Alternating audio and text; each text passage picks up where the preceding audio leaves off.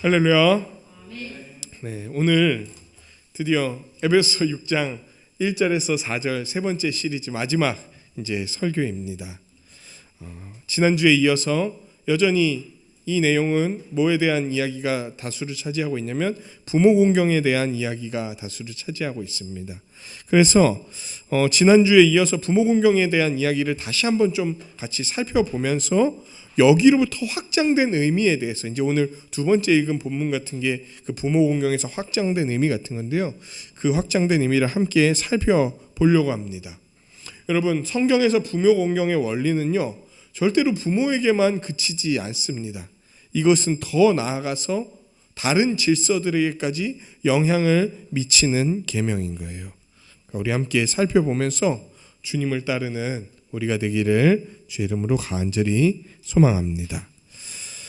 우리는 지난번에도 말씀드렸다시피 탈권위 그리고 질서보다는 개성과 개인을 중요하게 생각하는 그런 사회에서 살아가고 있습니다. 그렇기 때문에 부모를 공경하라, 부모에게 순종하는 질서를 잘 따르라, 이런 이야기는 참 우리에게 있어서 인기가 없는 주제입니다. 보통 부모 공경하라 하면은 많이 나오는 이야기가 뭔지 아세요? 그게 마땅하다라는 말보다도 부모가 부모다워야 공경하지, 이런 얘기가 더 먼저 나오는 시대가 지금 시대라는 거예요. 그리고 요즘 시대의 좋은 부모는 어떤 부모인 줄 아십니까? 그러니까 요즘 시대가 말하는 좋은 부모는 어떤 부모인 줄 아십니까? 시대가 말하는 좋은 부모. 그러니까 능력 있는데, 그러니까 능력 있다는 건 좀 쉬운 말로 얘기해서 용돈 제깍제깍 풍성히 주면서 뭐하지 않는 부모, 간섭하지 않는 부모. 이게 최고의 부모의 상으로 여겨지는 시대가 요즘 시대라는 거예요. 돈 주고 내가 하는 대로 그냥 내버려두는, 아무 말도 하지 않는. 말해야 돼요. 말할 때가 있어요. 어떨 때 내가 뭘 좀 이렇게 해갖고 오면은 그 모습 보고 칭찬해줘야 되는 그런 부모가 좋은 부모의 상으로 여겨지는 시대에 우리는 살아가고 있습니다. 이런 시대 가운데 부모를 공경해라, 다른 어떤 조건들이 거의 붙지 않은 채 부모를 공경해라 라고 하는 말은 굉장히 인기가 없는 이야기인 거예요. 여러분을 도와드리겠습니다. 네.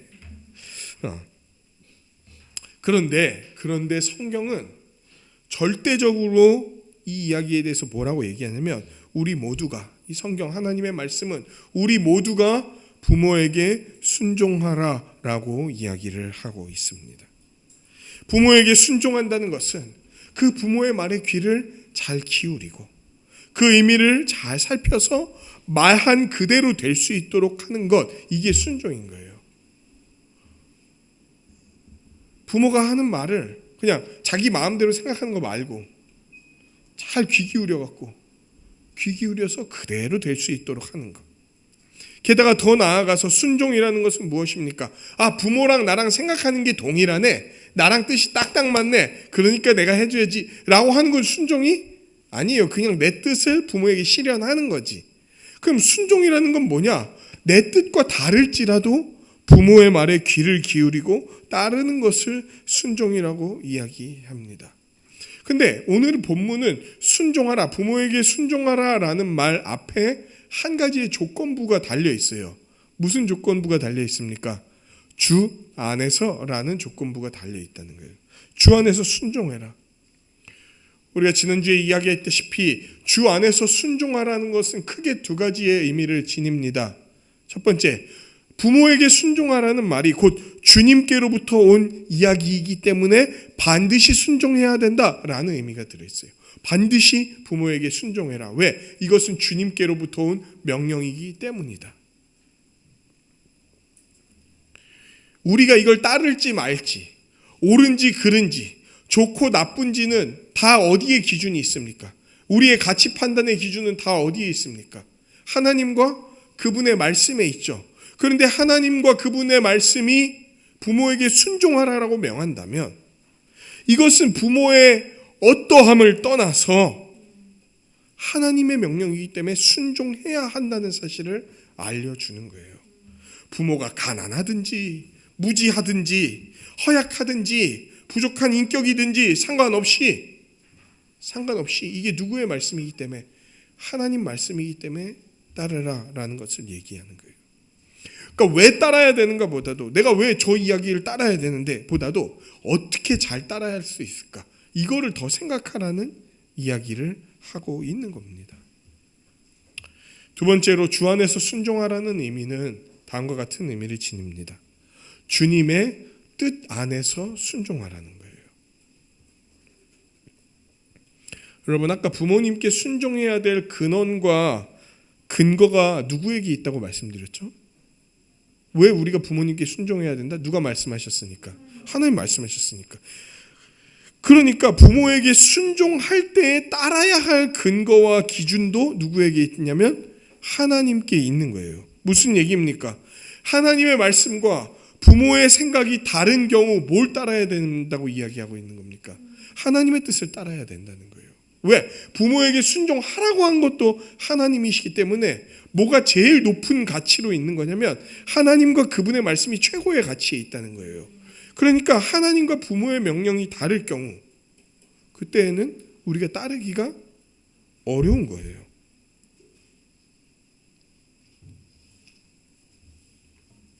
부모가 뭘 막 훔쳐오라 그래. 그러면 따를 수 있습니까? 없어요. 왜? 하나님이 뭐라고 명령하셨습니까? 도둑질하지 말라고 얘기하셨으니까.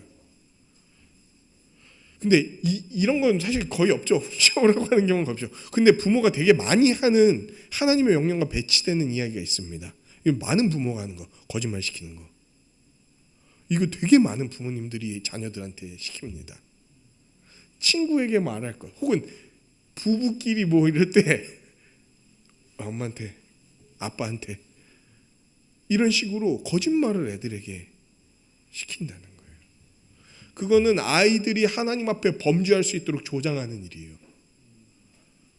그리고 자녀는 그런 명령에 따르기가 어려운 거예요. 정말 부모를 사랑하지만 하나님의 말씀과 배치되는 것들을 우리가 따를 수는 없다는 거예요. 왜? 우리의 궁극적인 부모가 우리를 만드시고 지으신 분이 누구시기 때문에 하나님이시기 때문에 그런 거예요. 이미 창세 전부터 우리를 계획하시고 그 부모의 태를 통해 나오게 하실 것을 예정하신 그분이 우리의 근원이시기 때문인 거예요. 그럼에도 여러분 육신의 부모에게 순종하는 것을 통해 하늘에 계신 우리 하늘 아버지에게 순종하는 것을 알고 배울 수 있기에 하나님은 부모에게 순종하라라고 이야기하시는 거예요. 여러분 근데 성경은요 이 순종을 넘어서 어디까지 가라고 얘기하냐면 공경까지 가라고 이야기를 하는 거예요. 공경은 그러니까 순종은 뭐였습니까? 귀를 기울이고 그 말이 잘 이루어질 수 있도록 하고 내 생각과 좀 다를 때, 그러니까 하나님의 말씀과 다를 때 말고 내 생각과 다를 때에는 내 생각을 꺾고 그분의 말씀을 듣는 게 순종이라 그랬잖아요. 근데 공경은 뭐냐면은 그 권세, 부모에게 그런 권위가 있다는 것을 인정하는 걸 넘어서 깊은 사랑과 배려로 부모를 대하는 게 공경이라는 거예요. 그러니까 순종하라 그랬으니까 내가 진짜 짜증나고 싫지만 내가 순종한다 이러는 게 아니라 분명히 부모가 이렇게 이야기할 때는 나를 향한 좋고 선한 뜻이 있다라는 것을 생각하는 거. 그러니까 그냥 따르기만 하는 게 아니라 무엇으로부터 함께 따르는 거? 마음으로부터 함께 따르는 거. 이게 공경인 거예요. 감사와 기쁨의 마음으로 부모의 말을 받는 거. 심지어 부모가 짜증을 낼 때에도 그 말의 의미를 생각하는 거예요. 왜 이렇게 이 이야기를 하는지를 생각하는 거예요. 많은 사람들은 자꾸 그 표면적인 거에 매여서 이제 스트레스를 받거나 부모에게 역정을 내거나 막 이런 혹은 부모의 말을 무시하거나 막 이런 태도를 지니지 않습니까? 근데 기독교인들은 그렇지 않습니다. 기독교인들은 그 너머에 부모의 말 내면에 있는 의미 그리고 그 의미가 선하다고 생각하고 여기는 거예요. 저것은 부모가 참 표현이 서투르고 어설프고 때로는 너무 세고 때로는 진짜 악한 표현들을 쓸 수도 있어. 그럼에도 그 말 안에 나를 사랑하는 마음이 있다. 나를 생각하는 마음이 있다라고 여기는 거예요. 어떨 때는요 그렇지 않은 것처럼 느껴질 때 있어요. 그냥 부모가 막 악다구니를 쓰면서 막 자기의 감정을 막 자녀한테 다 풀어버리는 거 있잖아요. 아무 의미 없이 그냥 뭘 시키는 것도 아니야.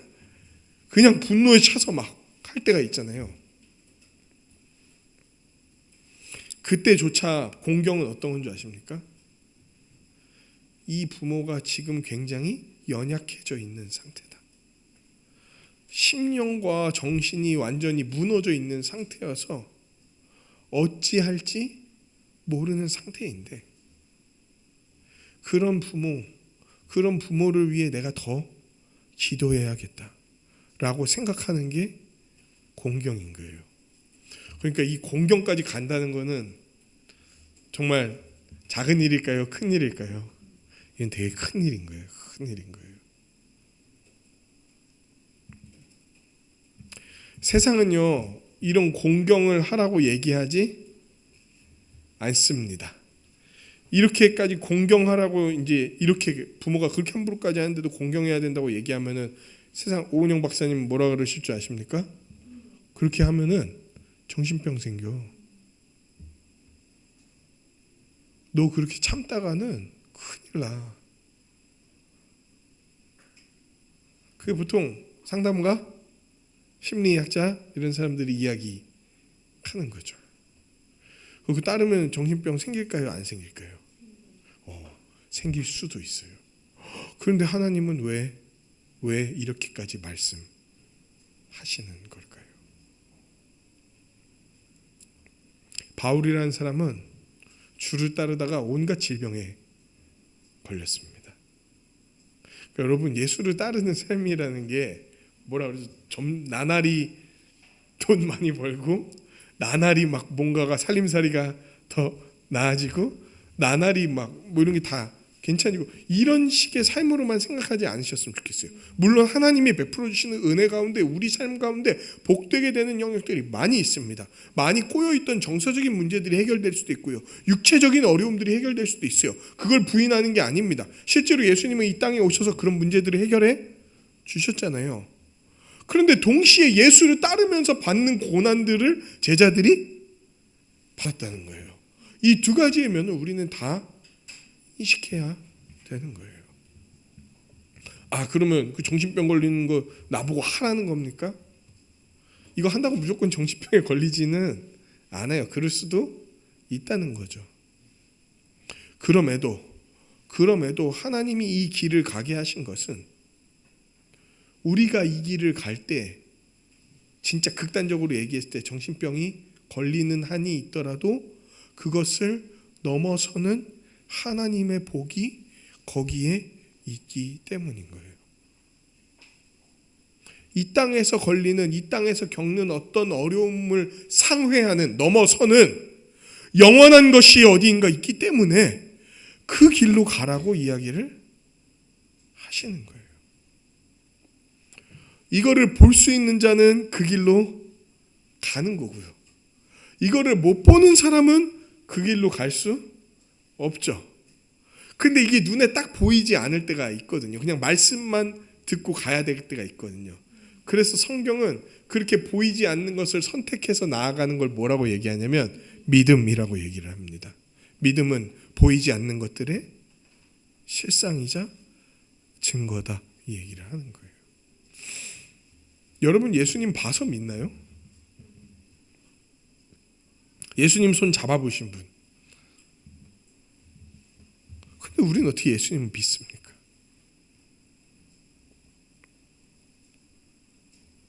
하나님의 말씀을 믿고 따르는 것. 거기에 어떤 길이 있을지라도 그 길을 선택하고 따르는 게 예수를 믿고 따른다는 거예요. 그러니까 예수님을 어떤 사람들은 이런 얘기를 합니다. 예수님을 믿는 건 쉬운데 믿고 나서 예수님처럼 사는 게 어려워. 이런 얘기를 많이 해요. 천만의 말씀, 만만의 콩떡. 예수를 믿는다는 게 어려운 거예요. 네. 예수를 믿는다는 게 어려운 거예요. 그래서 그 길로 가는 자가 성경에서 뭐라고 얘기합니까? 많다라고 얘기를 안 해요. 예수님이 거둘 사람은 많다고 하시지만 그 길로 가는 자가 적다 이 얘기를 하시는 거예요.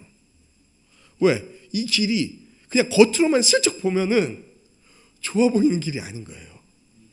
겉으로만 슬쩍 보면은 되게 얻는 것보다 뭐가 더 많을 것 같은, 손해가 더 많이, 잃는 게 더 많을 것 같은 길인 거예요. 그러니까 어떤 사람들이 일로 오는 줄 아십니까? 더 이상 잃을 게 없는 사람들이 오는 거예요. 여러분, 이렇게 교회가 한참 부흥했던 시기 대한민국에서 그때 들어왔던 많은 사람들은 뭐 제가 정확히 막 그렇다 어떻다 다 얘기할 수는 없지만 진짜 예수를 참되게 의지하는 사람들이 많지 않았다는 학자들의 의견이 있습니다. 그냥 그때는 교회를 들어오는 게 어떤 중산층이 되었다는 뭐라 그럴까요? 어떤 표식 같은 거였고, 그런 커뮤니티에 속해서, 그런 공동체에 속해서 살아가는 게 뭔가 좋아 보이고 안정적이어 보였고, 그때는 지금처럼 개인 핸드폰이나 막 노트북이나 이런 것들이 많이 보급이 안 됐기 때문에 와야지 애들끼리, 청년들끼리 모여서 즐겁고 재미있게 지낼 수 있는 커뮤니티가 형성이 됐었기 때문이에요. 그것 때문에 예수 안 믿어도 많은 사람들이 몰려왔습니다.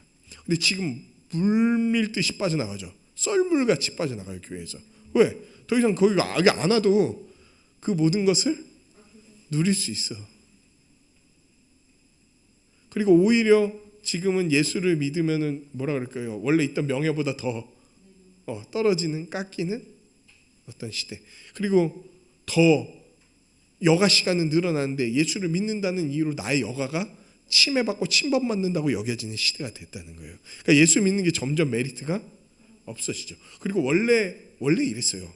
처음 예수님이 살던 시대, 사도들이 살던 시대는 예수 믿는 거에 대한 메리트가 막 딱 봤을 때 크게 있지 않았던 시대. 왜? 예수 믿으면 두드려 맞고, 예수 믿으면 막 있던 살던 집에서 쫓겨나고. 그 예루살렘 대박회 때 보십시오. 수십 년, 막 우리 요새 목표가 뭡니까? 30년 일해서 내 집 마련 뭐 이런 거잖아요. 수십 년 일해서 내 집 가졌는데 쫓겨나. 한 푼도 못 돌려받고 두드려 맞고 쫓겨나. 심지어 죽을까봐 도망 나와. 알지도 못하는 막 지중해 전역으로 흩어져서 난민들, 이렇게 요새 보시죠. 난민같이 사는 거예요. 예수 믿는 이유로. 그게 원래 예수를 믿을 때의 어떤 그 당시의 배경이었던 거예요. 근데 왜 믿습니까? 그러니까 어떤 사람들만 오냐면요, 가난한 자, 귀신 들린 자, 병든 자, 이런 사람들이 오는 거예요. 더 이상 자기에게 소망이 없고 의지할 게 없는 자들.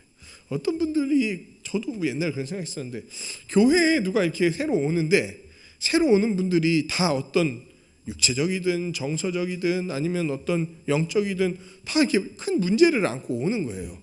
그러니까 우리가 속된 말로 봤을 때 이렇게 정말 멀쩡하다 이런 사람들이 잘 안 와. 왜 그럴까? 자기 자신도 안 돌아보면서 왜 그럴까? 근데 나 자신을 돌아보니까 답이 나오는 거예요. 네. 예수님 아니면은 더 이상 나에게는 소망이 없다는 것을 알게 된 자. 인간은 1%요 2%라도 자기에게 소망이 있다고 생각하면은 예수를 붙들러 안 옵니다. 그거 붙들러 가지. 근데 더 이상 자기에게 소망이 없다는 것을 아는 자가 여기에 나오는 거예요. 그리고 하나님의 말씀을 듣는 거예요. 그리고 그 말씀 너머에 하나님이 분명히 복되다는 것이 있다는 것을 믿게 되는 거예요.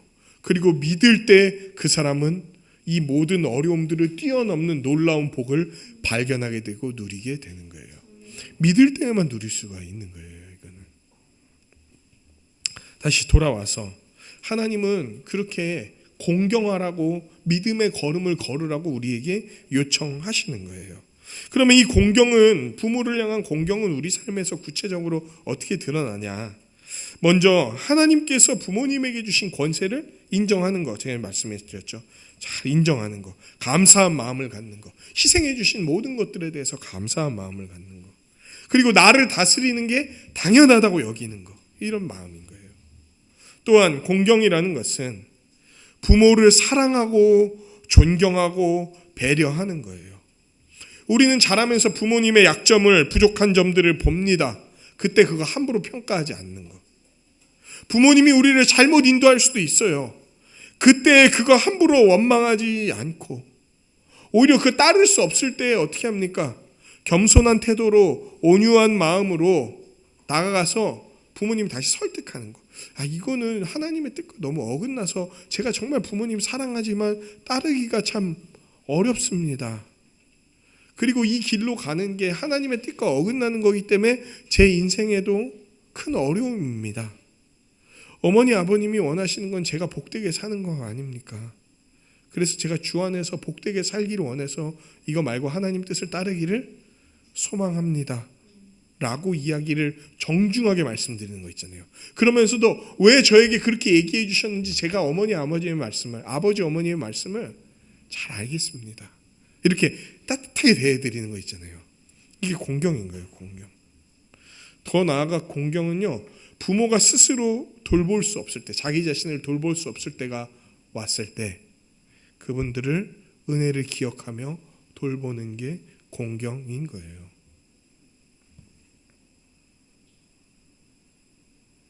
정서적으로 육적으로 부족하지 않도록 적극적으로 살피고 돌보는 거.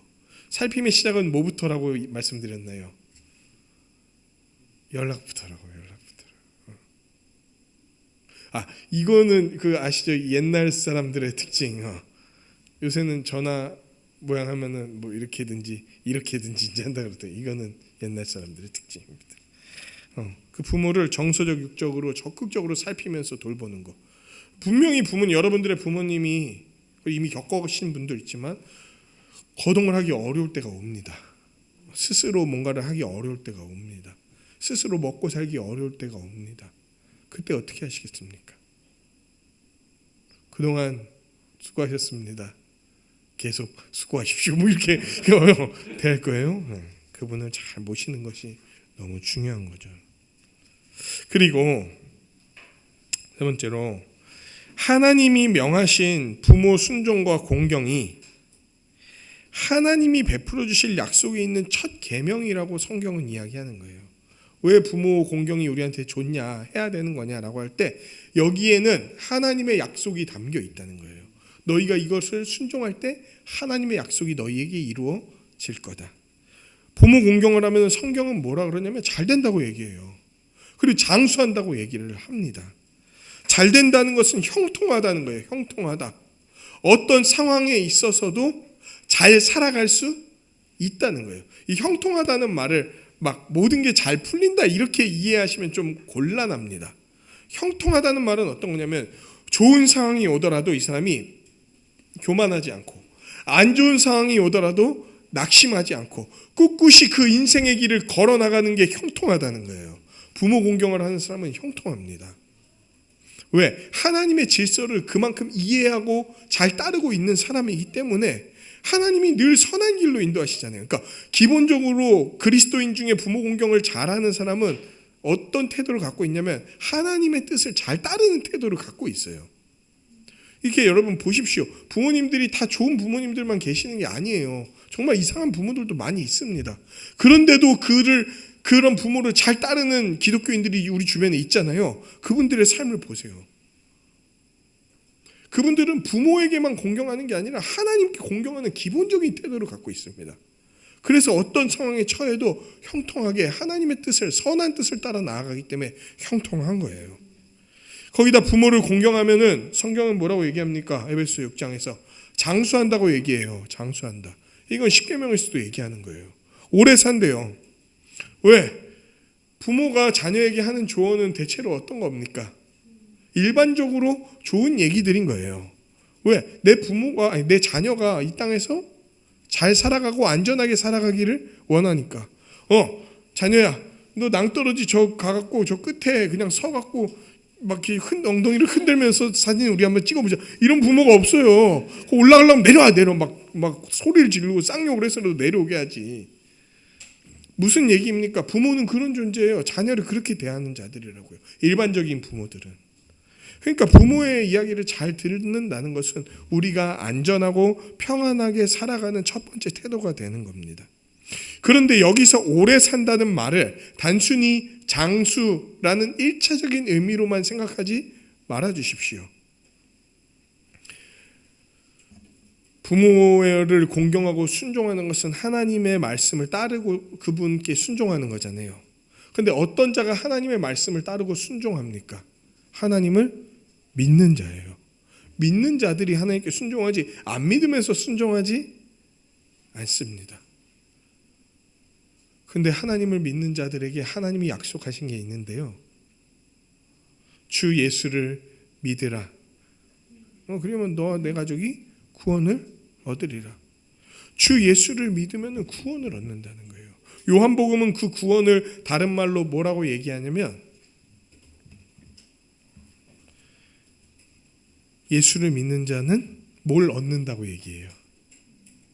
영생을 얻는다고 이야기합니다. 영생이 뭡니까? Eternal life, 영원한 생명인 거예요. 예수를 믿을 때, 하나님을 믿을 때 영원한 생명이 그에게 보장되는 거예요. 말 그대로 영원한 생명이자 하나님이 약속하신 하나님 나라의 복과 안식을 누리는 삶이자 또한 우리 주 예수 그리스도 다시 오실 때 완전하게 누리게 될 생명이 영생인 거예요. 여러분, 부모를 공경한다는 것은 곧 뭐의 증거인 줄 아십니까? 내가 하나님과 예수님을 제대로 믿고 있다는 증거라는 거예요. 그래서 그 자에게는 영생이 보장되는 거예요. 야, 하나님은 왜 이렇게까지 부모 공경에 대해서 강조를 하실까요? 지금 제 네 번째 이야기로 넘어왔습니다. 하나님은 왜 이렇게까지 부모 공경을 강조하실까요? 바로 부모와 자녀의 관계가 누구와 누구의 관계를 온전히 알게 하는 질서이기 때문에, 하나님과 우리 사이를 온전히 알게 하는 질서이기 때문입니다. 하나님과 우리 사이가 어떤 질서인지 부모와 자녀 사이를 보면은 알 수 있다는 거예요. 그러므로 하나님은 부모에게 순종하라고 명령하십니다. 부모를 통해 우리를 다스리십니다. 그래서 자신이 누구이신지를 드러내시는 거예요. 그래서 구약과 신약에서는 부모 공경에 대해서 엄청 강조하고요. 이거 함부로 어기는 자들에 대한 벌을 어마어마하게 했습니다.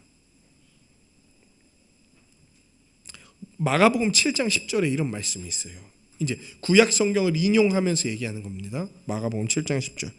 예수님이 직접 말씀하신 거예요. 모세는 내 부모를 공경하라 하고 또 아버지나 어머니를 모욕하는 자는 어떤 꼴을 당하게 될 거라고 얘기하는 줄 아십니까? 죽임을 당하리라고 얘기하시는 거예요. 무슨 부모를 때리거나 부모를 해치거나 이런 자는 죽임을 당하는 게 아니라 부모를 모욕하기만 해도 죽임을 당할 거라고 얘기하는 거예요. 그러니까 아주 강력한 율법입니다. 이건 죽일 때 어떻게 죽이는지 아세요? 부모 모욕한 사람을 돌로 쳐서 죽입니다. 그 사람 숨이 돌에 맞아서 다 하는 그때까지 온 마을 사람이 돌로 쳐서 죽이는 거예요.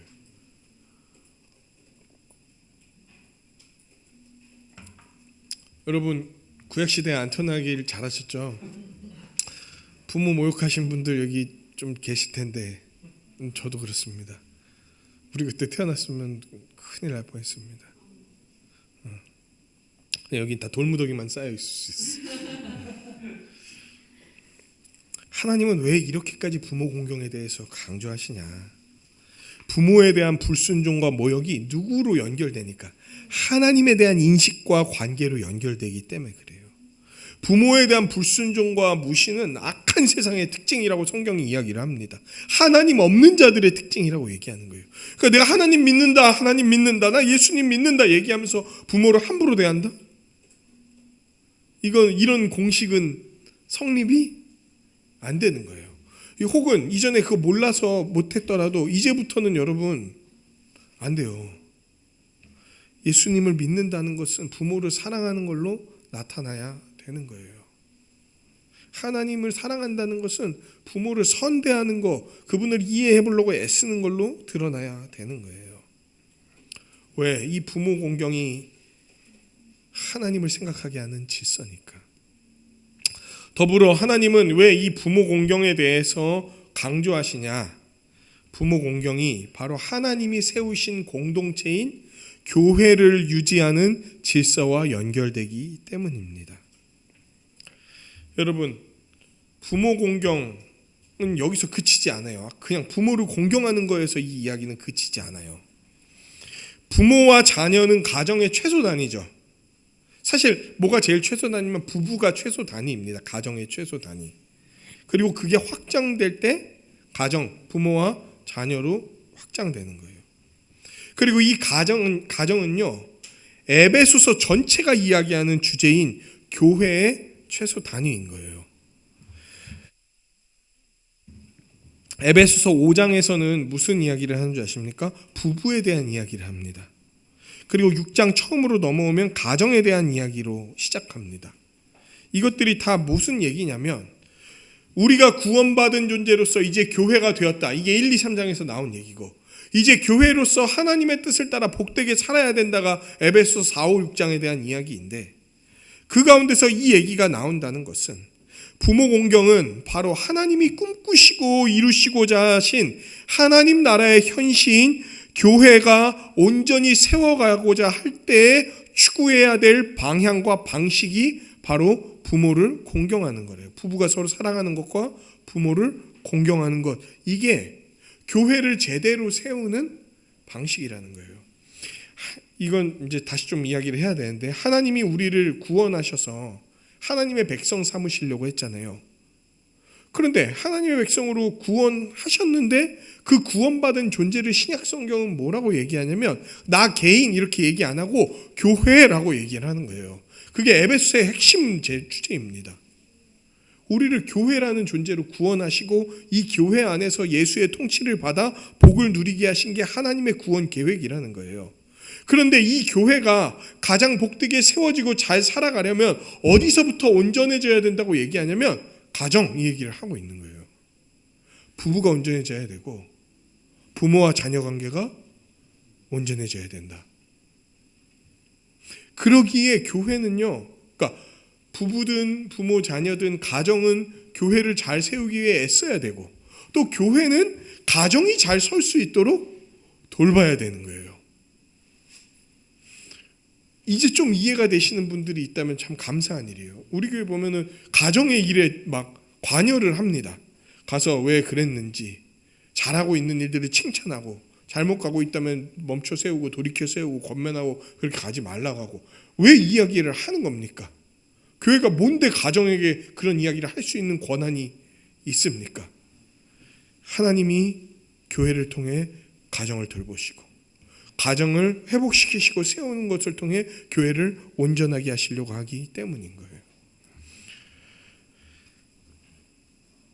그러므로 부모에 대한 순종은 교회를 온전히 세우는 길인 거예요. 그리고 이 부모에 대한 순종은 교회 안에 하나님이 세우신 질서인, 권위인 직분에 대한 순종과 어른들에 대한 순종으로 나타납니다. 교회의 어른들에 대한 공경이 바로 부모 공경을 더 확대시킨 모습인 거예요. 또한 하나님이 교회의 질서를 두고 온전하게 이끌고 다스리시기 위해 세우신 직분자들에 대한 존중과 순종으로 나타나는 거예요.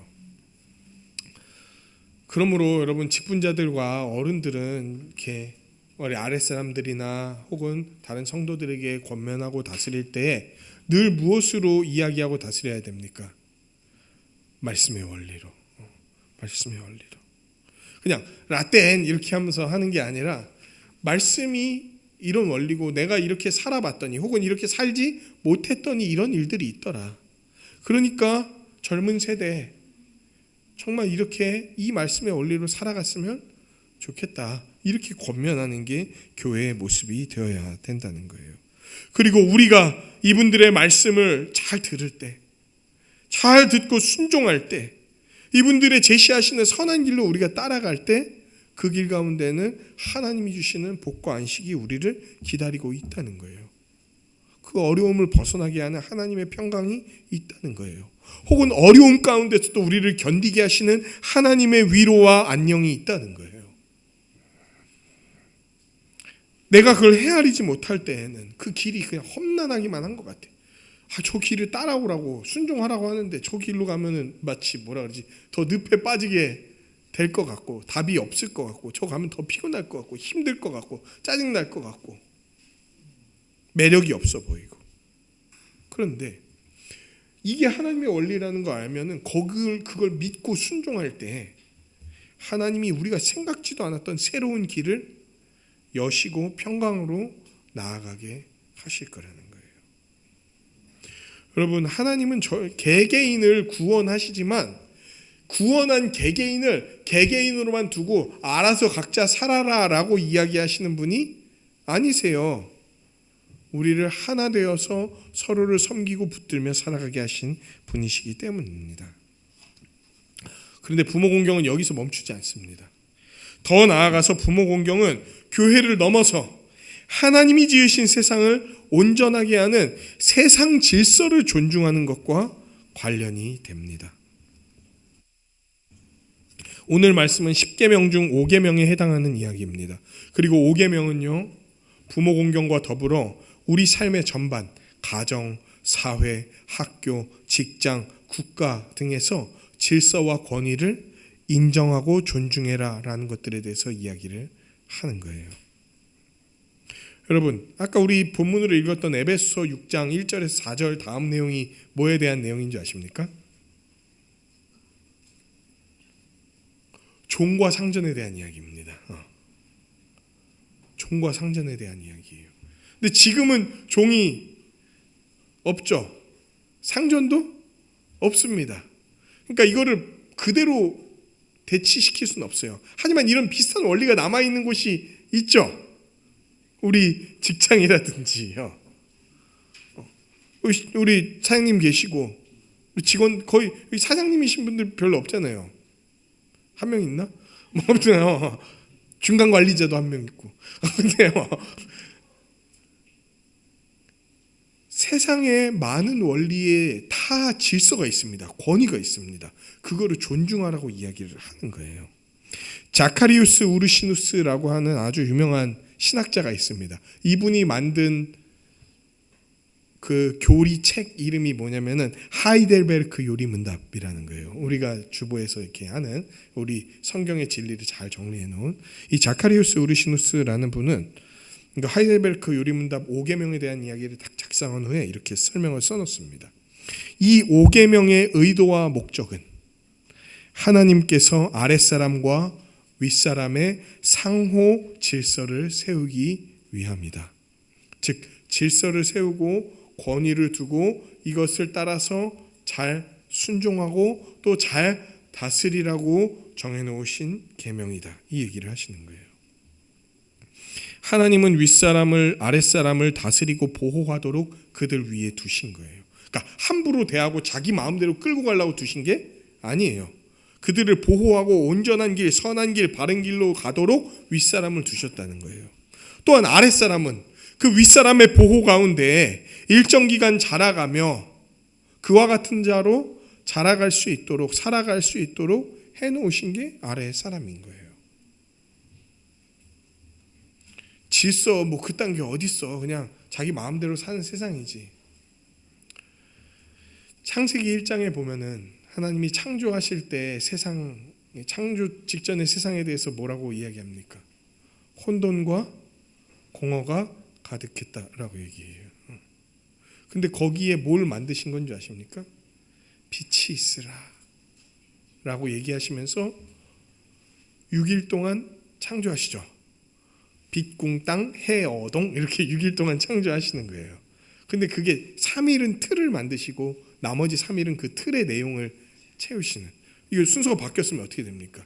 우리 태어나자마자 숨 막혀서 죽거나 막 떨어져서 죽거나 이렇게 되는 거예요. 땅이 없고 막 이러니까. 물이 없어. 목말라 죽거나. 그런데 틀을 만드시고 거기에 들어갈 것을 세우셨다는 말은 하나님이 창조를 어떻게 하셨다는 겁니까? 혼돈을 몰아내고 질서를 세우고 공허를 몰아내고 가득 채우셨다, 이 이야기를 하고 있는 거예요. 그러므로 이 땅을 질서가 있게 만드시고 그 질서를 따라 돌아가게 하시면서도 그 각 사람이 갖고 있던 개성이 잘 드러나지만 이것들이 다른 사람의 질서와 권위를 함부로 무너뜨리지 않는 세상, 이게 하나님이 만드셨던 세상인 거예요. 부모가 자녀를 양육하고 자녀가 부모를 공경하는 것이 사회관계 속에서도 적용될 수 있다는 거예요. 따라서 여러분, 세상의 일반 질서 있잖아요. 학교든지 뭐 국가든지 직장이든지 여기서 내리는 기본적인 요구와 명령을 따르는 것은 우리에게 큰 유익이 됩니다.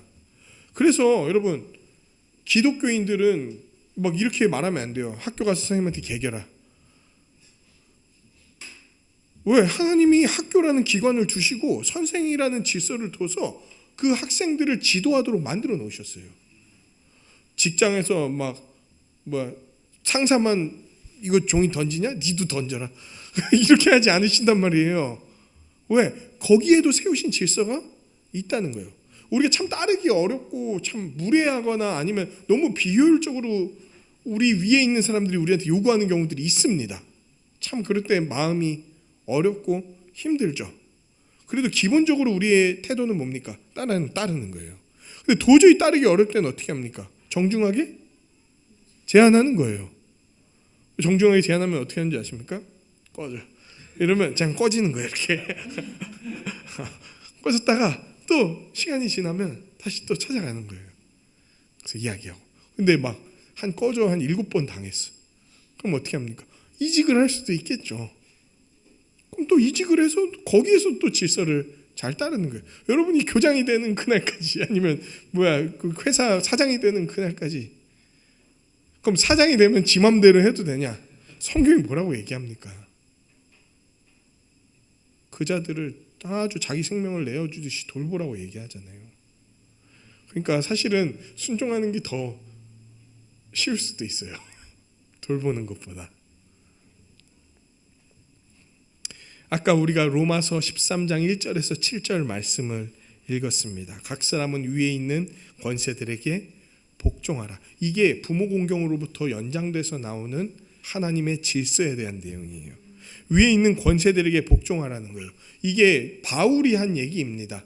그리고 기본적으로 이 권세는 누구를 말하는 거냐면 로마 제국과 거기에 있는 황제와 거기에 있는 행정관들과 관료들과 유대인들에게는 총독과 이런 사람들의 질서를 따르라, 이 얘기를 하고 있는 거예요. 왜? 권세는 하나님으로부터 나지 않은 것이 없기에 모든 권세는 다 하나님이 정하신 바라. 그러므로 권세를 거스르는 자는 하나님의 명을 거스르는 거다, 이렇게 얘기를 합니다. 거스르는 자는 심판을 자취하리라. 스스로 심판을 당할 것을 원한다, 거의 이런 말인 거예요. 다스리는 자들은 선한 일에 대하여 두려움이 되지 않고 악한 일에 대하여 되나니. 무슨 얘기입니까? 기본적으로 우리는 지금 민주주의 시대, 자유민주주의, 이번 대통령이 자유를 엄청 강조하셨죠. 자유민주주의 시대를 살아가고 있습니다. 그리고 민주주의라는 것은 국민이 주인이 된 시대를 이야기합니다.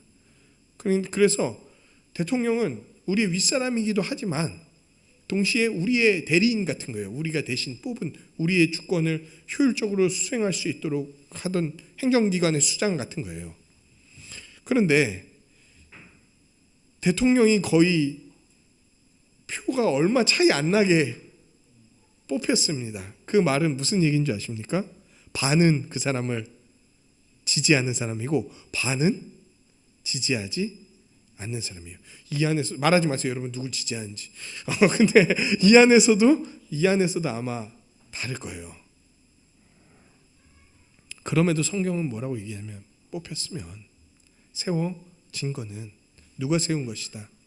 하나님 세운 거니까 그 권위에 잘 따르라, 이 얘기를 하시고 계시는 거예요.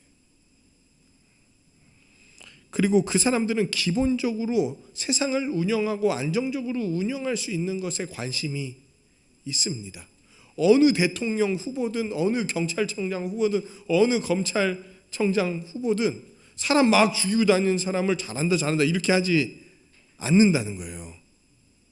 무슨 얘기인지 이해가 되십니까? 정치적 성향이 어떤 것과 무관하게 완전 사회 질서를 해치고 무너뜨리려고 하는 자들을 그냥 내버려 두지 않는다는 거예요. 선을 행하면 칭찬을 받습니다. 어느 정권이든 여러분 세금 진짜 제대로 잘 내잖아요. 그러면 국세청에서 추정해갖고 여러분 상 줍니다. 그는 하나님의 사역자가 되어 너에게 선을 베푸는 자니라. 그러나 내가 악을 행하거든 두려워하라. 그가 공연히 칼을 가지지 아니하였으니 곧 하나님의 사역자가 되어 악을 행하는 자에게 진노하심을 따라 악을 행하면 그 국가 질서는 우리들한테, 우리가 악을 행하잖아요. 국가 질서는 우리를 끝내 추적해서 벌을 내릴 거라는 거예요. 그러므로 복종하지 않을 수가 없다. 하지만 이거 복종 안 하면 진노를 받을 것 때문에 할 것이 아니라 양심을 따라서 하나님이 주신 마음, 질서를 따르는 게 우리에게 유익이고 하나님의 질서를 따르는 것이다 라는 것을 알아 순종해라, 이 얘기를 하는 거예요. 근데 이 로마서가 이 얘기를 하는 게 굉장히 우리에겐 큰 의미가 있습니다. 왜 그런 줄 아세요? 이 보통 로마서 13장 1절에서 7절 얘기를 하면은 이제 많은 사람들은 이 얘기를 합니다. 따를 만한 정부면 이렇게 하지. 근데 막 독재 정권이고 막 사람들 함부로 대하고 너무 민주주의를 위배하는 막 어떤 이런 정권인데도 따를 수가 있냐?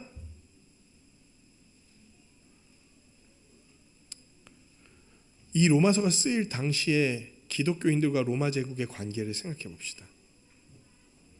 로마 제국은 기독교인들에게 호의적이었을까요? 그렇지 않았을까요? 유대인들이 기독교인들을 죽이고 다니는 것을 오히려 조장하고 그 허가증 같은 걸 준 거예요. 바울이 그 허가증을 받아서 기독교인들을 핍박하고 다녔던 사람이었거든요. 나중에는 황제까지 그냥 핍박하는데 일조합니다. 그 기독교인 제일 많이 핍박했던 황제 중에 제일 유명한 사람이 누군지 아세요? 네, 네로라는 사람이에요. 네로. 검은 고양이 말고 그 황제, 네로 황제. 그 당시에 로마의 대화재가 벌어졌습니다. 엄청나게 많은 건물이 불타고 많은 사람들이 죽었어요. 근데 네로 황제가 그거 자기가 뭐 잘못해갖고 한 거거든요.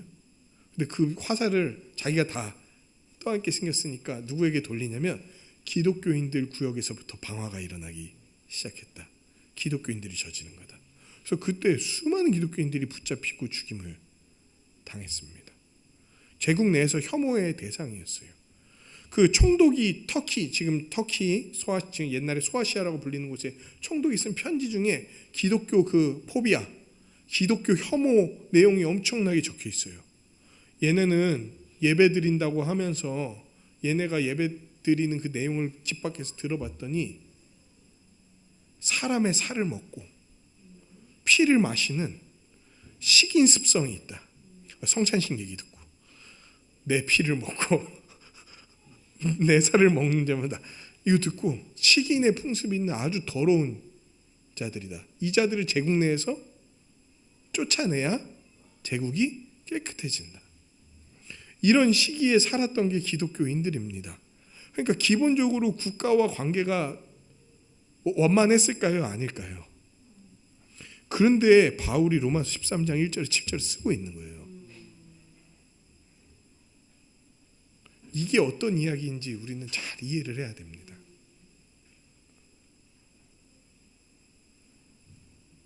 권세는 하나님으로부터 나서 하나님께서 정하신 거예요. 통치자들은 믿던 안 믿던 하나님의 사역자인 거예요. 이 사람이 주수를 막 좋아하든 안 하든 하나님의 사역자인 거예요. 이들은 악한 자를 벌하고 선한 자를 격려하고 일반적인 정의와 공의를 세우는 자입니다.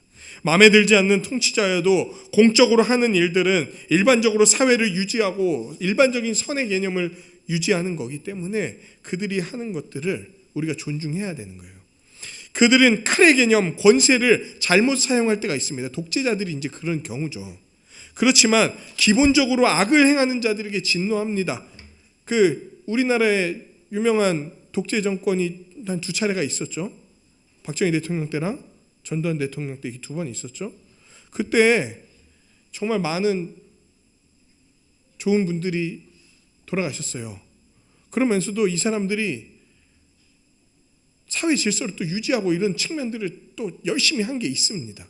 막 그 깡패들 때려잡아 놓고 하나님은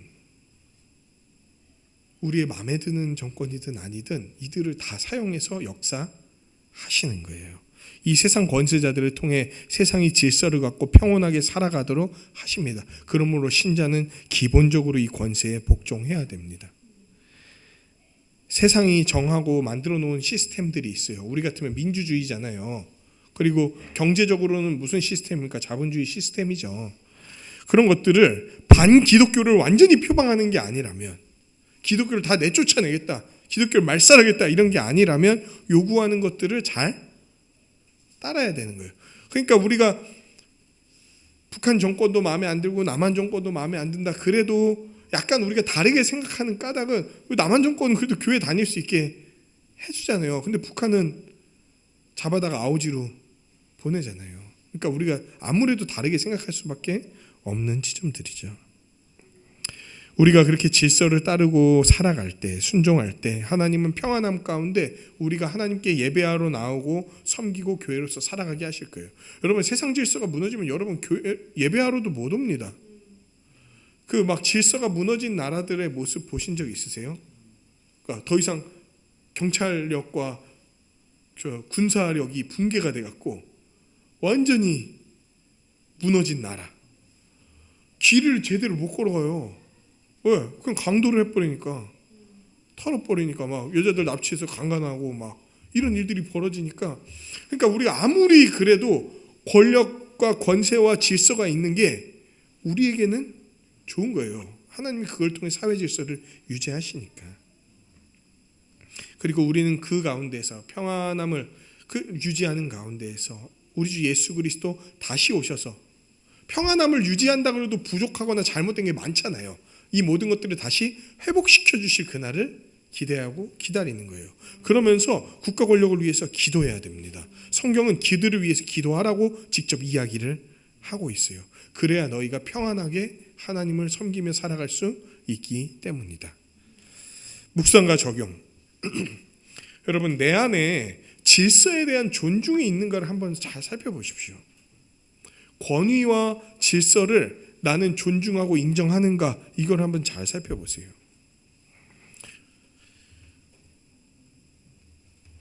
이 세상은 탈권위를 외치고 무질서를 존중하라는 흐름 속에 있습니다. 또한 우리는 이런 사회 속에서 오랫동안 살아왔고 영향을 받아왔습니다. 그래서 누군가 질서를 세우는 말, 권위에 대해서 바르게 행사하고자 하는 행동들을 불편하게 여깁니다. 이런 거 있잖아요. 다 어떤 의견을 내. 그러면 이제 다 모든 의견이 1이 돼야 되는 거예요. 그런데 1이 돼야 되는데 이게 이제 난상토론이 되면은 누군가는 결정을 해야 되지 않습니까? 그때 어떤 사람이 권위를 가지고 질서를 가진 사람이 그러면 우리 이걸로 합시다라고 할 때 그게 내 생각과 다르면 확 불편한 거야. 왜? 내 의견이 받아들여지지 않았으니까. 그게 교회에서 혹은 사회에서 질서를 갖고 있는 사람일지라도 싫어. 왜? 우리는 그런 시대를 살아온 거예요. 내 의견이 최고고 내가 하는 게 맞고라는 것을 계속 주창하고 온갖 CF와 방송들이 그거를 우리 머릿속에 계속 주입을 한다니까요. 그러니까 내가 최고의 가치인 거야. 그러니까 내 의견이 받아들여지지 않는 거는 되게 화나는 일이 돼버리는 거예요, 이게.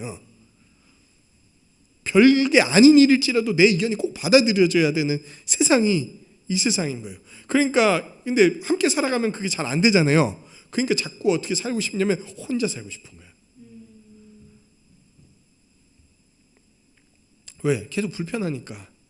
사람이 있는 곳에는 반드시 질서가 세워질 수밖에 없거든요, 권위랑. 근데 그게 싫으니까. 네가 뭔데 내 생각과 마음과 행동의 권리를 침해하냐. 딱 이렇게 나오는 세상이 된 거예요. 그러니까 꿈꾸는 세상이 어떤 거냐면 모두 웃으면서 서로 대하는데 누구도 간섭하지 않는 세상. 자기 마음대로 생각하고 말하고 행동할 수 있는 세상을 꿈꿔오는 게 지금 세상의 모습입니다. 그런데 이런 삶이 하나님이 원하시는 세상입니까? 하나님이 처음부터 만들고자 했던 세상이냐는 거예요. 하나님은요, 우리가 행복하기를 원하셨어요. 우리가 가장 복되기를 원하셨어요. 그래서 그분은 행복이 무엇인지, 행복으로 가는 길이 무엇인지 가장 잘 아시는 자신의 뜻과 자신의 말씀에 순종하기를 원하셨던 거예요. 여러분, 하나님이 왜 우리가 하나님의 뜻과 말씀에 순종하기 원한 줄 아세요? 하나님이 행복을 가장 잘 아시는 분이기 때문이에요. 그래서 하나님이 만드시고자 했던 세상, 복의 근원인 하나님과 함께 살아가며 복과 안식을 누리는 세상은 처음부터 하나님의 질서와 권위를 존중하고 따르는 세상이었던 거예요. 그래서 세상 다 만들어 놓고 다 누리라고 해놓고 하나님이 하신 말씀이 뭡니까? 동산에 나무 2개가 있다. 생명나무와 영원한 생명을 누리게 하는 생명나무의 열매들과 선악을 알게 하는 나무가 있는데 이거 먹지 마라. 이것을 먹는 날에는 반드시 죽을 거다. 그거는 무슨 살인 예고 같은 게 아니에요. 하나님의 살인 예고. 너는 며칠 뒤 죽을 거다. 이런 얘기가 아니에요. 모든 걸 다 누리라고만 하고 끝났잖아요. 그러면 사람은 자기가 하나님이 만드신 질서 가운데 복과 안식을 누린다는 걸 모릅니다. 자기에게 할 수 없는 어떤 권한이 있다는 걸 알아야 자기 위에 누군가가 있다는 것을 알고 그 권위를 따를 때 내가 영원한 생명을 누릴 수 있다는 메커니즘도 방식도 알 수 있기 때문에 하나님이 선악을 알게 하는 나무의 열매를 먹지 마라. 선악을 안다는 것은 이 세상 모든 것을 판단하는 기준이라는 건데 그 기준은 오직 누구에게 있으니까? 나에게 있으니까 내 말을 듣고 네 맘대로 선과 악을 판단하는 게 아니라 나를 따라 선과 악을 판단하면서 내가 다스리는 나라 가운데 복을 누려라. 이게 선악과를 알려주신 의미였단 말이에요. 세상 처음 만들 때부터 그 방식으로 세상을 다스리게 하신 거예요. 하나님은 아담을 막 넘어뜨리고 무너뜨려서 못 살게 만들려고 선악과를 만드신 게 아닙니다. 그럼 그게 무슨 사랑하시는 하나님입니까?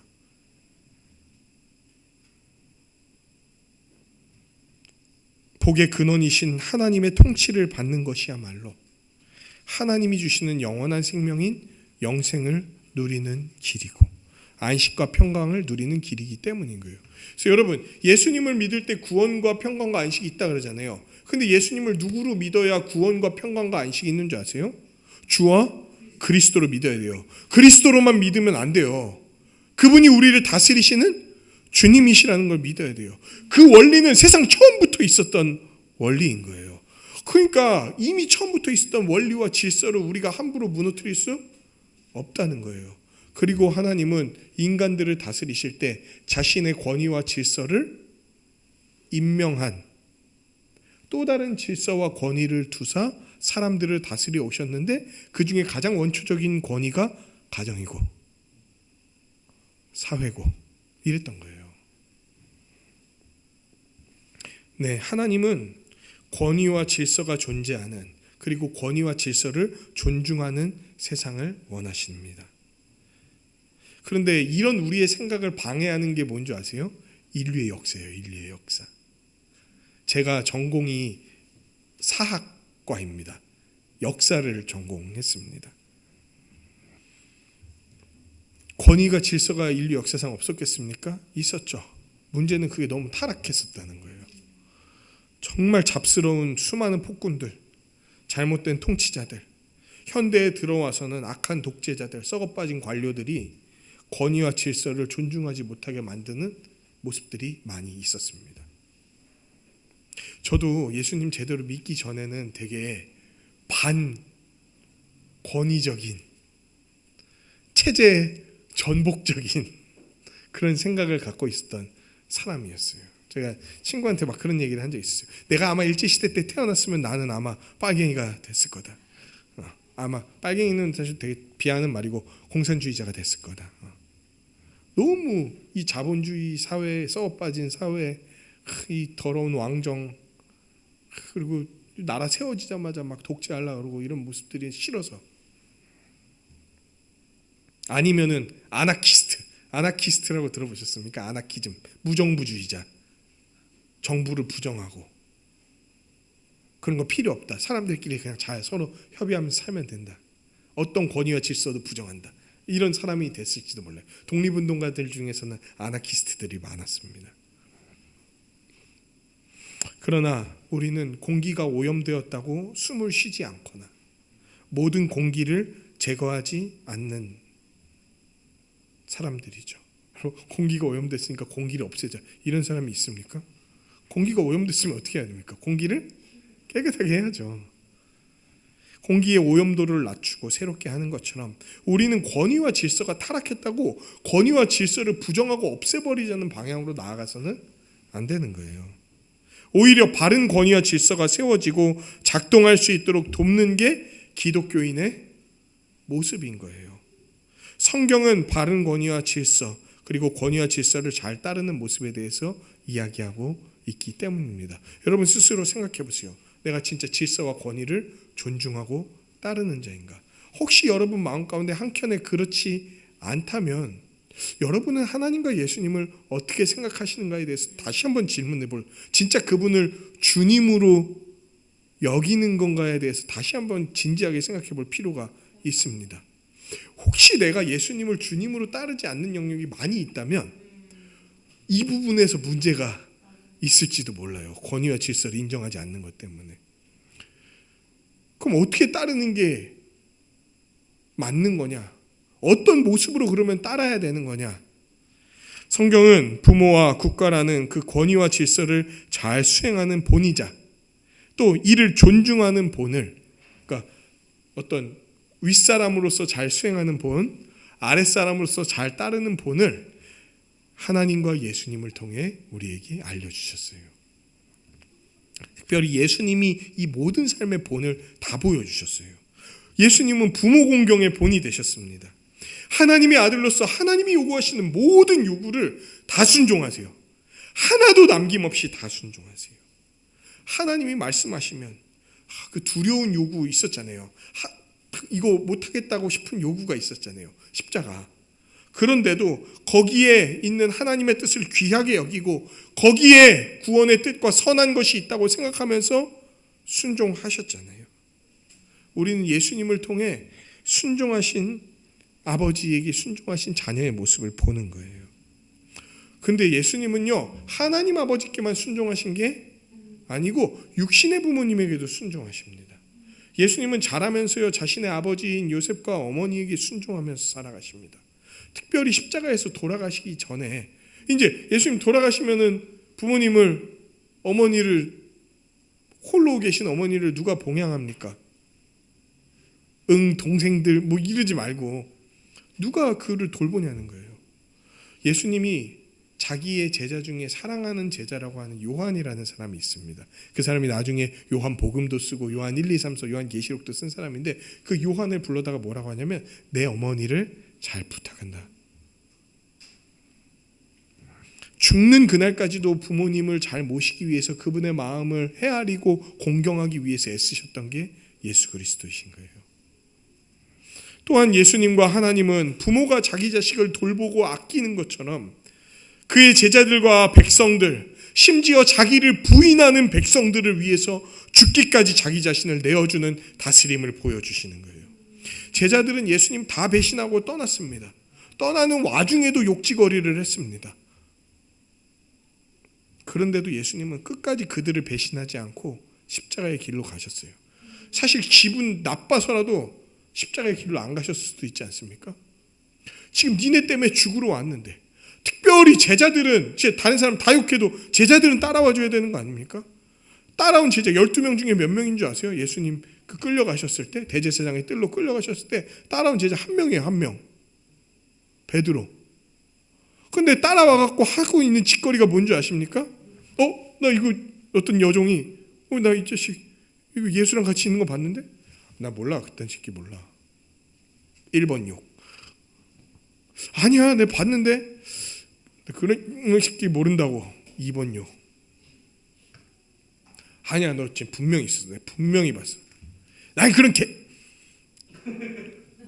모른다고 소리 지르는데 예수님은 눈 마주쳤어. 성경이 분명히 3번째 욕설을 할 때 예수님하고 눈이 마주쳤어요. 그쯤 되면 예수님은 십자가고 뭐고 다 이게 찾고 집어 던지고 병사들 다 모가지 날려버리고 하늘로 그냥 올라가시면 되는 거 아니에요?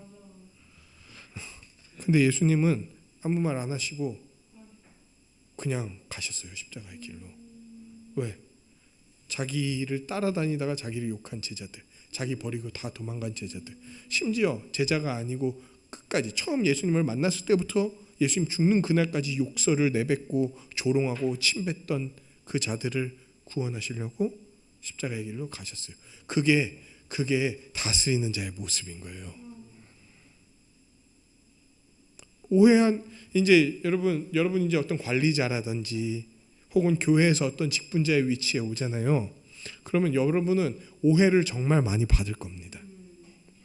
여러분은 사랑과 정말 제대로 해보고 이 사람 살리려고 막 어떤 걸 할 텐데 사람들은 매번 그런 우리의 마음을 다 헤아려 주지 않아요. 그 마음의 진의가 별로 중요하지 않습니다. 지금 내 기분을 상하게 했냐 안 상했냐 이게 훨씬 중요해요. 사람들은. 그러니까 이런 위치에 있는 사람들은 오해를 받기가 정말 쉽습니다. 그런데 그 오해를 무릅쓰고 그 사람들을 위해 자기 자신을 내어주는 게 다스리는 자들의 몫인 거예요. 왜? 예수님이 그 일을 당하셨으니까. 교회에서뿐만 아니에요. 여러분 사회에서도 마찬가지예요. 여러분이 누구 지도하는 사람들이잖아요. 분명히 오해를 받게 돼 있습니다. 잘 몰라요. 그런데도 그들을 위해 나를 내어주는 거, 이게 예수님이 보여주신 삶이라는 거예요. 아낌없이 자기 생명을 내어놓아 그의 백성을 온전하게 하시는 삶을 예수님이 보여주셨어요. 또한 예수님은 국가의 질서를 존중하며 하나님을 따르는 삶을 보여주셨습니다. 마태복음 22장 21절에 이런 말씀이 있습니다. 예수님이 하신 말씀이에요. 가로되 가이사의 것이니이다. 이거는 바리새인이 한 얘기입니다. 그러자 예수님이 말씀하십니다. 가라사대 그런즉 가이사의 것은 가이사에게 하나님의 것은 하나님에게 바치라 하시니. 어떤 얘기냐면 어떤 사람이 예수님을 시험하려고 바리새인 중에 한 명이 나와왔습니다. 그러면서 동전을 갖고 나와요. 예수님, 이 돈은 가이사에게 바쳐야 됩니까? 하나님에게 바쳐야 됩니까? 이거는 가불기였어요. 뭘 골라도 함정에 빠뜨리려고 하는 계획이었어요. 왜? 모든 재화는 다 하나님 거니까 하나님께 바쳐야지. 이러면은 이거 가이사가 새겨져 있는 로마, 가이사는 카이사르라고 하는 로마의 황제를 말하는 거예요. 카이사르가 새겨져 있는 동전인데 하나님께 바쳐야 된다 그러면 뭐로 볼 수 있습니까? 제국의 반역자. 황제가 새겨져 있으니까 황제에게 줘야 된다 그러면 뭘로 볼 수 있습니까?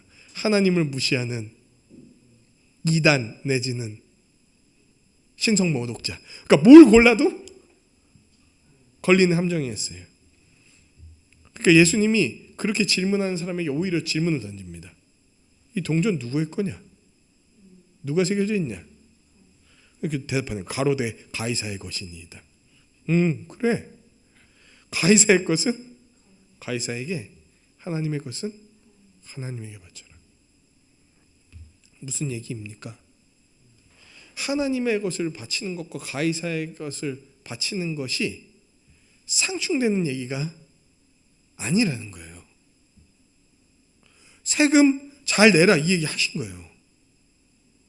그리고 헌금도 잘 해라 이 얘기를 하시는 거예요. 예수님은 국가를 통해 심지어 기독교를 핍박하는 국가, 많은 면에서 로마 제국은 불의한 면들을 지니고 있었습니다. 그럼에도 불구하고 세상을 다스리시는 하나님의 원리를 인정하신 거예요. 예수님 자신이. 국가가 이야기하면 어떤 불의한 것일지라도 아무 말 없이 따르라 이런 얘기가 아닙니다. 여러분, 국가가 어떤 죄 없는 사람한테 가서 총질해라 이러면은 총질하면 안 돼요, 여러분. 그런데 그런 거부나 이런 것들도 적법한 정해진 절차 내에서 불의에 항거하는 거지, 함부로 하나님이 정하신 질서를 어지럽히거나 부인하거나 망치려고 해서는 안 된다는 거예요. 그리고 심지어 불의한 것들 있잖아요. 진짜 국가가 불의한 걸 요구할 수 있어요. 이제 그 5.18 같은 게 그런 거죠.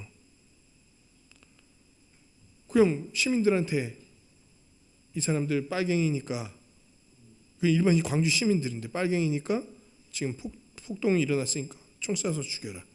그걸 모르는 군인들은 그냥 그랬을 수 있어요. 근데 알고 있었던 사람들이 있었거든요. 지휘관들 중에서는. 그러면 원래는 어떻게 해야 되냐면 알고 있으면 거부를 해야 됩니다. 그럼 거부를 하면 어떤 일이 벌어질까요? 영창에 가죠. 왜? 상관의 지시를 거부했으니까. 근데 그거 그냥 당하는 거예요. 예수를 믿는 사람들은 그거를 당하는 거예요. 그게 주의 뜻을 따르면서 받는 의로운 고난 중에 하나거든요. 그런데 그게 아니라 갑자기 불의한 명령을 했으니까 총을 꺼내고 상관을 죽였어. 이러면은 이제 질서를 거부하는 게 되는 거죠. 국가의 어떠함을 떠나 기본적으로 국가를 존중하고 주어지는 의무를 귀하게 여기는 것이야말로 예수님이 우리에게 보여주신 삶의 태도인 거예요. 또한 예수님은 온전한 통치자로서 우리를 지금도 다스리십니다. 예수님은 주님이세요. 모든 만물의 통치자이세요. 이 왕은 자신의 죽음으로 모든 것을 회복시키고 온전케 하시는 왕이십니다. 그러므로 예수님을 따라서 이 세상에서 부모의 권위를 지닌 자들, 즉 국가의 질서와 권위를 지닌 자들에게 순종하십시오. 구체적으로 좀 이 얘기를 해드리려고 해요. 국민의 6대 의무가 있습니다. 알고 계십니까? 저는 4대 의무인 줄 알았는데 6대 의무까지 확장이 되어 있습니다. 국방의 의무, 납세의 의무, 교육의 의무, 근로의 의무, 공공복리에 적합한 재산권 행사의 의무, 환경보전의 의무, 이 6개가 국민의 의무래요. 하나님이 나와 다른 사람을 돌보시기 위해 국가를 통해서 정해놓으신 법들을, 이런 의무와 법을 잘 준수하셔야 됩니다. 법을 우습게 여기는 게 멋있는 세상이 아닌 거예요. 기독교인들은 다른 누구보다 준법 정신이 있어야 됩니다. 법 우습게 여기는 기독교인들은 하나님 우습게 여기는 거예요. 하나님이 세상 권세를 통해 돌보시는 걸 인정하고 믿음으로 받아들여야 돼요. 여러분, 국방과 납세, 근로의 의무를 잘 수행해야 됩니다. 군대 안 가려고, 억지로 안 가려고 막 빼거나 자기 손가락 자르거나 막 이상한 짓 하면 안 돼요. 가야 됩니다. 이 나라와 이 민족과 우리의 가정을 지키기 위해서 가는 거예요. 납세의 의무를 잘 져야 됩니다. 여러분, 기독교인들 중에서도 이런 생각을 갖고 있는 사람들이 있습니다. 세금 내는 거를 국가가 나를 도둑질한다고 생각을 하는 거예요. 내가 열심히 벌어서 번 돈인데 국가가 도둑질한대. 여러분이 돈 벌기까지의 과정을 알고 있습니까? 여러분이 사용하고 있는 도로, 여러분이 여태까지 받았던 교육들, 여러분이 여태까지 누렸던 수많은 인프라가 다 다른 사람들의 세금으로부터 왔다는 사실을 알고 있습니까? 우리가 세금을 내기까지 온 인생이 세금으로 형성된 인생들인 거예요. 그런데 세금을 국가의 도둑질이라고 생각한다면 하나님이 이 세상을 다스리는 질서에 대해 너무 모르는 겁니다. 이거는 모를 수도 있어요. 저도 몰랐었으니까요. 이제부터 알면 되지. 그러면서 지금부터는 이제 그런 것들을 우습게 여기지 않고 세금 신고 꼬박꼬박 잘하고 함부로 탈세하지 않고 잘하는 것들, 이런 게 아주 중요합니다. 준법 정신이 우리한테는 되게 중요한 거예요. 그리고 이게 왜 내 돈을 도둑질하냐가 아니라 내가 열심히 번 돈으로 세상을 유지하고 다른 사람을 복되게 만드시려고 하는 하나님의 큰 다스림이구나, 이걸 인정을 해야 되는 거예요. 그러면서도 여러분, 너무 세금 많이 낸다고 생각하시면 세금 덜 내게 하는 정당 뽑으세요. 그건 적법하게 우리가 하는 거잖아요, 이제. 네, 그렇습니다. 또 근로의 의무가 있어요. 근로의 의무는 뭔지 아세요? 멀쩡한 사지가 있는데 놀고 먹고 하지 말라는 거예요. 멀쩡한 사지가 있으면 열심히 공부를 하든지 열심히 일을 하든지 해라는 거예요. 그래서 국가를 부양하고 다른 사람을 부양하고 자기 자신을 부양하라는 거예요. 일 안 하면 어떡합니까? 그 사람은 누가 먹여 살려야 되잖아요. 부모가 됐든 국가가 됐든 일 안 하면 먹여 살려야 되는 거예요. 그러니까 막 일 못하게 됐을 때 국가가 1년 동안 정당한 4대 보험 낸 사람 중에 일 못하게 됐을 때 뭘 줍니까? 실업급여를 주죠. 그거 왜 실업급여 줍니까? 실업급여 타먹으면서 몰래 세금 안 내는 일 해갖고 돈 더블로 못 받아라, 뭐 이렇게 하려고 주는 게 아니에요.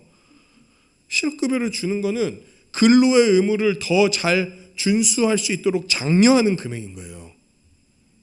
이제 여러분, 이런 국가의 어떤 기관이나 베푸는 것들에 어떤 의미가 담겨 있는지 기독교인들은 잘 생각하고 따르는 사람들입니다. 법을 악용해갖고 미꾸라지처럼 요리조리 하는 사람들이 아니라 우리는 이것에 어떤 의미가 담겨 있는지를 잘 알고 준수하는 사람들인 거예요.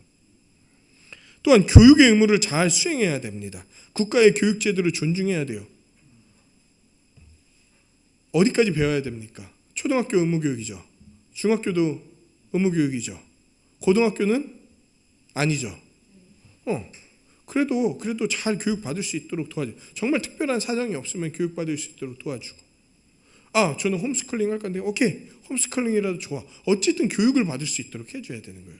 애를 방치시키고 너는 이제 13살이 되었으니 초등학교를 졸업할 나이가 되었으니 이제부터 일할 때다. 무슨 공장 보내고 이래서는 안 되는 거예요. 그 산업혁명 시대나 있던 일이지 지금 우리에게는 있어서 안 되는 겁니다.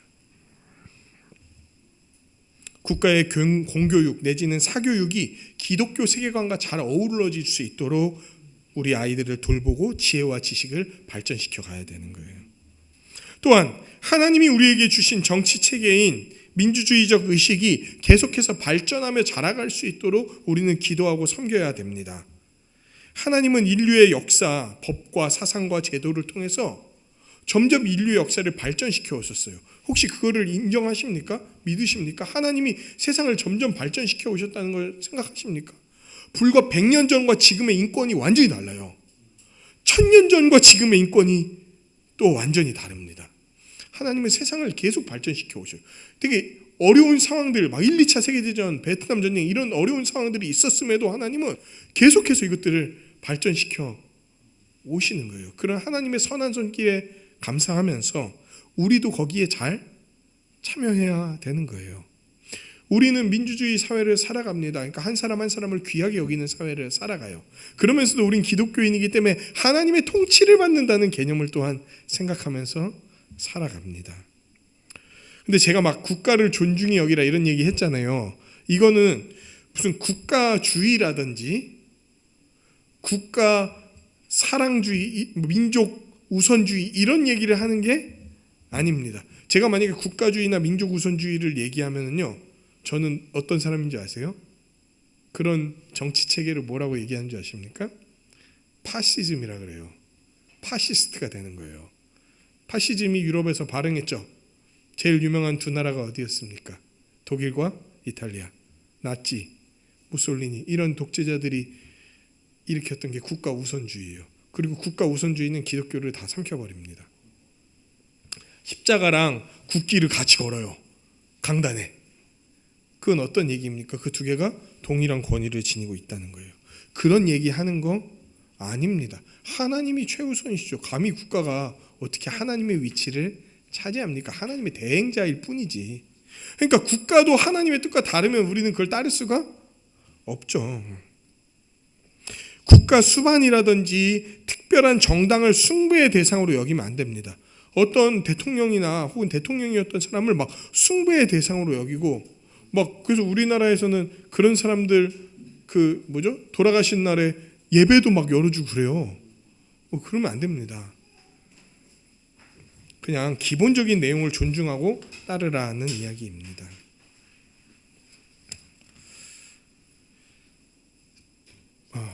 설교가 아주 길어졌네요. 마지막 말씀입니다. 나들이도 가야 되는데 마지막 말씀입니다. 더 나아가 마지막으로 예수님은 부모 공경의 원리를 자신의 몸인 교회 내에서 가장 확실하게 드러내세요. 그리고 그 안에서 부모를 공경할 때, 교회를 공경함으로 말미암아 부모를 공경할 때 누리는 복을 가장 분명하게 누리도록 하시는 거예요. 예수님이 우리를 교회로 삼으시고 그 안에서 질서를 따라 서로를 더 온전하게 하는 삶을 살게 하셨어요. 혼자서 신앙생활하면 어려운 점이 참 많습니다. 어떻게 해야 될지도 모를 때도 많고, 혼자서 해보려고 그러면 용기도 안 나고요. 믿음이 약해지기도 해요. 그래서 예수님은 서로를 붙들게 하시는 거예요. 혼돈과 공허를 잡으시는 삼위 하나님께서 세상을 회복하시며 세우신 최고의 공동체인 교회를 질서 있게 세우는 것은 당연합니다. 그러므로 교회 안에 부모의 역할로 세운 직분자, 목사와 장로와 집사를 존중하십시오. 목사와 장로를 존중하고 잘 배우려고 할 때 교회는 온전히 세워집니다. 베드로전서 5장 5절 제가 그냥 읽겠습니다.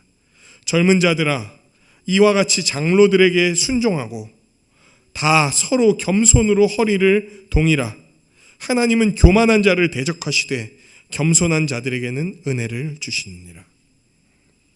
여기서 젊은 자들은 나이와 상관없이 현재 배우는 자들, 전수받는 자들을 얘기하는 거예요. 이들이 잘 배워야 된다고 이야기를 합니다.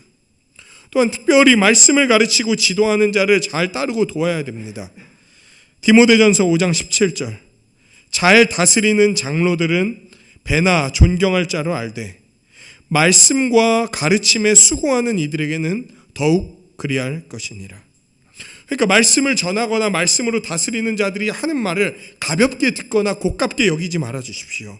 그것을 귀히 여기면서 마음에 새기십시오. 그게 하나님께서 여러분을 인도하시는 방식이고 다스리고 복주시는 길인 거예요. 그렇기 때문에 목사와 장로는 자신의 생명을 다하여 말씀을 잘 연구하고 전해주고 그 원리를 지도해야 되는 거예요. 이 자들이 말씀의 원리를 벗어나면은 모두를 암흑의 길이요 죽음의 길로 인도하는 게 되기 때문에 목사와 장로는 무엇보다 이들을 말씀으로 지도하는 일에 힘써야 되는 거죠. 참 힘쓰기는 하는데 쉽지는 않은 것 같습니다. 더 잘 전하고 싶고 더 잘 지도해 드리고 싶은데 쉽지가 않아요. 그래서 늘 기도를 부탁드립니다. 더 말씀을 연구하고 잘 지도할 수 있도록 기도해 주십시오. 그게 여러분들이 사는 길인 거예요. 또한 직분자를 넘어서 교회 안에 계신 연세가 있으신 우리의 가족과 어르신들을 잘 돌보고 공경하십시오. 여러분, 이분들이 살아온 인생 자체만으로 존중받아야 됩니다. 또한 약하고 연로하다는 이유로 돌봄을 받아야 됩니다. 노인들은요 4가지의 고통을 겪는다고 해요. 어르신들이 겪는 4가지의 고통이 있습니다. 첫 번째, 병고예요. 병고. 몸이 약하고 아픈 거예요. 두 번째, 빈고입니다. 가난한 거예요. 세 번째, 고독고인 거예요. 외로움으로 인한 고통인 거예요. 네 번째, 저는 이게 고통인지 몰랐는데 고통이라고 하더라고요. 무일고인 거예요. 무일고. 무일고가 뭔지 아십니까? 할 일이 없어서 겪는 고통인 거예요. 그러니까 이분들이 마땅히 해야 될 일들, 할 수 있는 일들이 있는데도 어느 나이가 되면은 할 수 있는 게 없어져. 그러니까 이제 시골 같은 데서 맨날 어디 갑니까? 경로당 이런 데 가서 계속 고집 치시고 이거 사실 이분들 교회 내에서 진짜 본격적으로 활동하시잖아요. 다른 어른들 가르칠 수도 있고 배울 수도 있고 할 수 있는 일이 무궁무진하거든요. 섬길 수도 있고. 그런데 무일고에 빠지게 되는 거예요. 교회 안에서 어른들이 이 4가지 고통에 빠지지 않도록 우리는 잘 돌봐야 됩니다. 특별히 어른들은 젊은 사람들한테 피해 줄까 봐 젊은이들에게 가까이 가지 못하는 경우들이 많이 계세요. 그러므로 누가 먼저 다가가야 됩니까? 우리가 먼저 다가가야 되는 거예요. 우리가 먼저 다가가고 교제해야 되는 게 마땅한 거예요. 또 여러분, 어른들의 특징 같은 게 있습니다. 어떤 거냐면요, 이렇게 이게 저도 나이가 들면서 저도 약간 그러는 것 같은데 했던 얘기를 또 하거나 이러는 어떤 습성들이 있어요. 그리고 제 예언 하나 할까요? 여러분도 나이가 들면은 그렇게 될 겁니다. 그때에도 우리는 어떻게 해야 됩니까? 그 어른들이 그렇게 말씀하시는 이유가 있는 것을 잘 헤아리면서 그 이야기를 잘 들어주고 또 그 이야기에서 더 넘어가서 하나님의 뜻대로 어떻게 살아갈 수 있을지를 잘 제시하고 서로 이야기 나누는 것들이 아주 중요한 거예요. 어른들의 의미 있게 살아가도록 관심을 갖는 게 아주 중요합니다. 어른들에게 미래에 대해서 묻고 평안하게 일을 이루는 일을 힘써야 되는 거예요. 함께 미래를 갖고 가야 되는 거예요. 자기 미래만 가꾸지 말고 어른들과 함께 그 미래를 갖고 가는 일이 우리에게 있어서 중요한 것입니다. 말씀을 맺겠습니다. 우리에게 귀한 본을 보이신 예수 그리스도께서는 믿는 모든 자들 안에서 살아가시며 자신의 생명으로 우리 안에 살아가기 때문에 이 험한 세상 속에서도 부모를 공경하고 국가를 존중하고 교회를 사랑하며 살아갈 수 있도록 만들어 놓으셨습니다. 권위와 질서를 인정하지 않는 이 세상 속에서 우리는 이것을 존중하며 소중히 여깁니다. 그리고 하늘의 복과 안식을 누리게 되는 거예요. 이 놀라운 소식을 믿으며 오늘도 순종으로 나아가는 우리 한세사람교회 모든 성도님들이 되시기를 주님의 이름으로 간절히 축원합니다.